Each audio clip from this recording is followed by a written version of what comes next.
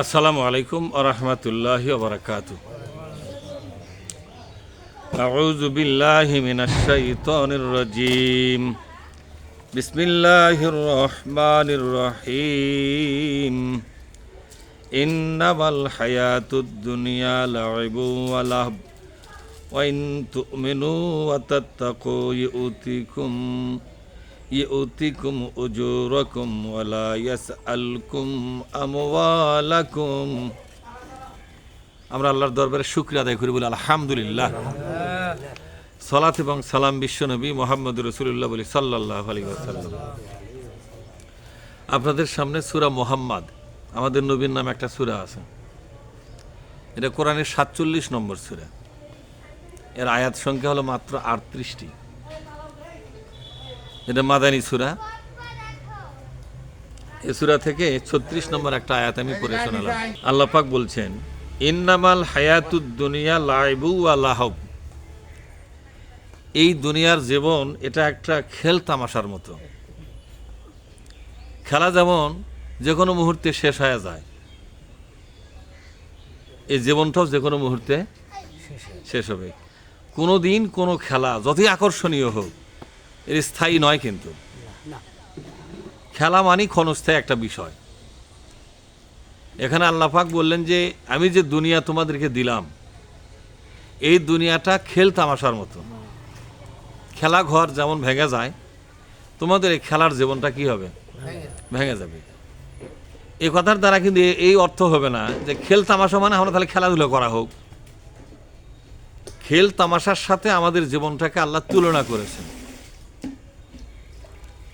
যে দুনিয়ার জীবনটা একটা খেল তামাশার জীবন। এটা যে কোনো মুহূর্তে বাঁশির ফু বলেই খেলা কি হয়?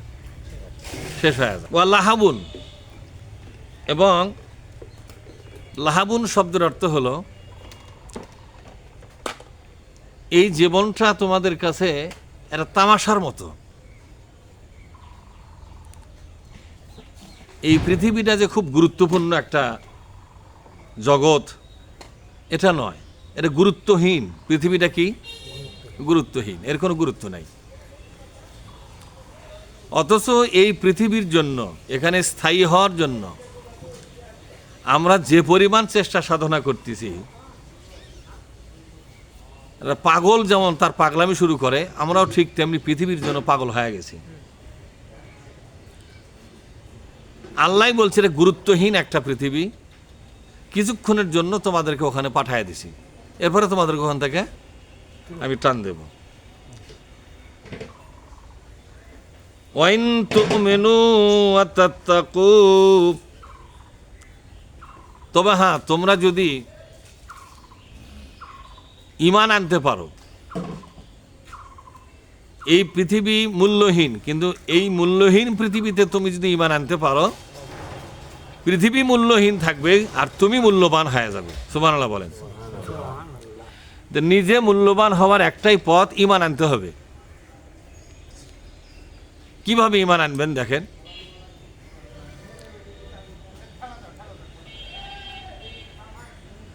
আমানতু বিল্লাহি কামা হুয়া বি আসমাইহি ওয়া সিফাতিহি, আছে না?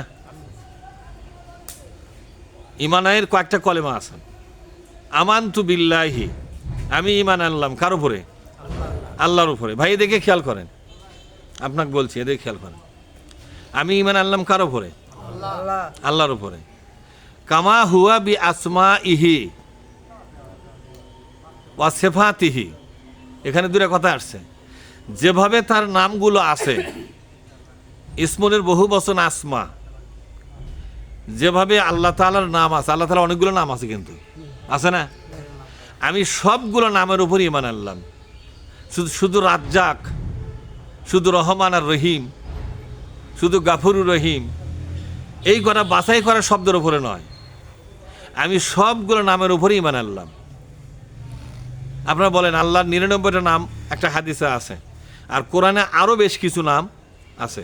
তাতে আমরা একটা হিসাব একবার করছিলাম, ১১৩ কি ১১৫ মতো হয়। মানে একটা হাদিস আছে ৯৯টা। বুঝেন না আমার কথা? রিজাউল, কয়টা আছে নাম? একটা হাদিসে। আর ওই ৯৯-এর মধ্যে রব শব্দ নাই, কিন্তু দেখো খেয়াল করি, ইয়া রব এ শব্দ কিন্তু 99 মধ্যে নাই, আছে কি নাই? তাহলে এটা আছে কোরআনে, আলহামদুলিল্লাহি রব্বিল আলামিন। তাহলে রব শব্দটা কোথায় আসলো? কোরআনে আসছে। তো এরকম করে 99-এর সাথে আরও 15-16টা নাম যুক্ত হয়েছে কোরআন থেকে, এই মিলে 115টা। তা আল্লাহ তাআলার যতগুলো নাম আছে আমাকে সবগুলো নামের উপর ঈমান আনতে হবে, তা না হলে ঈমান আনা যাবে না। এখন আপনার জীবনে কয়টা নামের উপর ঈমান আনছেন আর কয়টা নামের উপর ঈমান আনা এখনো বাকি আছে, হয়নি, এটা খুঁজে বের করার দায়িত্ব কার? ভাই, কার দায়িত্ব? নিজের। কবে খুঁজছিলেন? চ্যাংরা বয়স থেকে বুড়া, হ্যাঁ দাড়ি পাকা ঝুনা বুড়া হয়েছে এক একটা, তারপরেও কিন্তু আমরা এই বিষয়টা খুঁজে দেখতেছি না। ইমানের ঘাটতি হলো যে আমি আল্লাহ পাকের যতগুলো নামের উপর ঈমান আনছি সে নামগুলো একটা হিসাব করা দরকার, আর কতগুলো নামের উপর আমি ঈমান আনতে পারি নাই। ঈমান আনার শর্ত হচ্ছে আল্লাহর সকল নামের উপর ঈমান আনতে হবে। তো যে নামটা আপনি জানেনই না সেই নামের উপর ঈমান আনবেন কিভাবে? আপনি তো জানেন না ওই নামটা কি। যেমন একটা নাম আছে ইয়া হাকিম, আছে না? এর 99 নামের মধ্যেই কিন্তু ইয়া হাকিম আছে। ইয়া হাকিমও আছে না? ইয়া হাকিম ও ইয়া হাকামও, এই দুটা নামই আছে। ইয়া হাকিম মানে কি আর হাকাম মানে কি? হাকিম মানে হচ্ছে যিনি সকল মানুষের বিচার ফায়সালা নিজের হাতে করবেন, তিনি হাকিম। ইয়া হাকামও যিনি আইন তৈরি করেন, অর্থাৎ আইন তৈরি করার অথরিটি কার? আর কথা কি বুঝতে পারছেন আপনারা? তাহলে আইন বা বিধান কোথাকার আইন? সেটা পরকালের আইন না কব্বরের আইন? পরকালের আইন তো আপনার ওখানে গেলে দেখেই পাবেন কীরকম, কিন্তু এখানে কোন আইনের কথা বলছে? এখানে দুনিয়ার আইনের কথা বলছে। দুনিয়ার কোন আইন? এই দুনিয়া একটা শাসন ব্যবস্থার অধীনে থাকে, এটাই নিয়ম। একটা দেশের সংবিধান, একটা দেশের শাসন ব্যবস্থা, একটা দেশের আদালতের নিয়ম কানুন, আদালতের আইন কানুন, আছে না এগুলা? আমার দিকে খেয়াল করেন ভালো করে। কোরআনের আলোচনার প্রতি যদি খেয়াল না করেন, আল্লাহকে অবহেলা করলেন আপনি। আর আল্লাহকে অবহেলা করে এই যে রোজা জমা দিচ্ছেন, এই রোজা বাতিল হয়ে যাবে। আল্লাহকে গুরুত্ব দিয়েই তো রোজাটা করছেন। আর কোরআন শরীফ যখন বলতেছি তখন কাকে গুরুত্ব দিয়ে বলতেছি? আর আপনি অন্যদিকে খেয়াল করে বসে আছেন। মানে আল্লাহর রোজা ভাল লাগে, আল্লাহর কোরআন ভাল লাগে না, তাই না? কিছু লোক আছে না, আল্লাহর রোজা ভালো লাগে, আল্লাহর কোরআন ভালো লাগে না। এই হচ্ছে নোংরা লোক। যখন এটা কি লোক? এটা নোংরা লোক। এর নোংরামি কিন্তু ভালো নয়।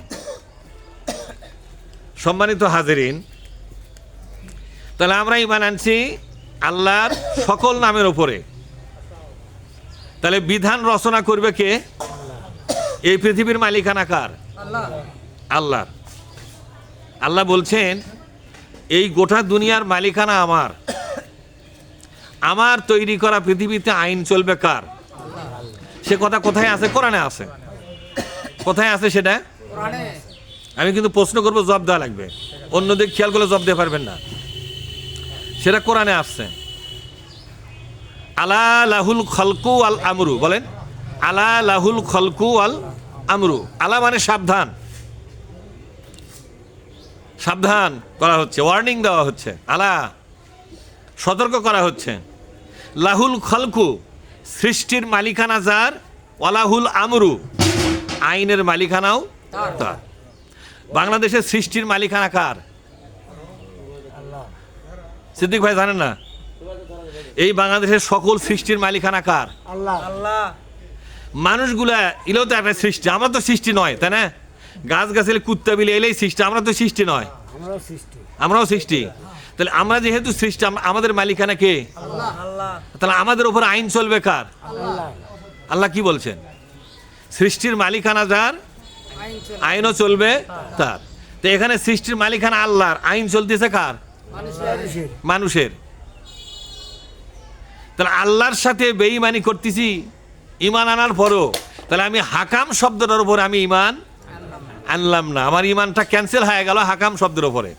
তা আল্লাহ তাআলা বলছেন যে কামা হুয়া বি আসমা ইহি ওয়া সিফাতিহি, এবং তার সকল সিফাতের উপরে। ওয়া কাবিলতু, আমি কবুল করে নিলাম, জামিয়া, সর্বপ্রকার, আহাকামিহি, তার হুকুম সমূহ। এ কোরআনে বর্ণিত যত হুকুম আল্লাহ পাক দান করবেন এবং আল্লাহ পাক বিশ্বনবীর মাধ্যমে যে হুকুমগুলো দান করবেন, যেগুলো হাদিসে আসছে, কিছু হুকুম কোরআনে আছে আর কিছু হুকুম হাদিসে আসছে। দুই জায়গা থেকেই, দুইটা উৎস, একটা কোরআন আর একটা কি, হ্যাঁ, বিশুদ্ধ হাদিস। এই দুইটা উৎস থেকে যে হুকুমগুলো আমি পেয়েছি, সকল হুকুম আমি কবুল করে নিলাম। এটা হচ্ছে ঈমান আনার পূর্ব শর্ত।